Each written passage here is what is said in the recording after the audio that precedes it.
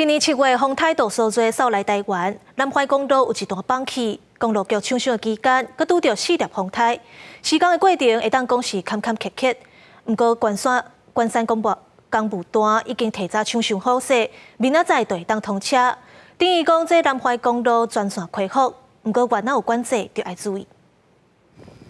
去年南回公路全线通车，伫休困时啊，起真侪民众开车去山顶看风景。因故今年7月拄出的风台，和南回发生土石流的灾害。台东县上阳到下口平台路段中，有一座细虹桥加附近的路基拢冲下去。本来估计11月30抢通，因故公路局加包商抢修顺利，完成细虹桥变道加铺设路面的工程。 会提前伫咧25早起7点恢复通行，会当通到西段的梅山口，等是全线如果恢复通车，如果会当带动南边的观光，因过也是有一寡交通管制措施，要开车去的爱注意。尤其是针对于我们小型团体的小车旅游的部分，那真的是更是一个非常大的福气跟福音。早上的7点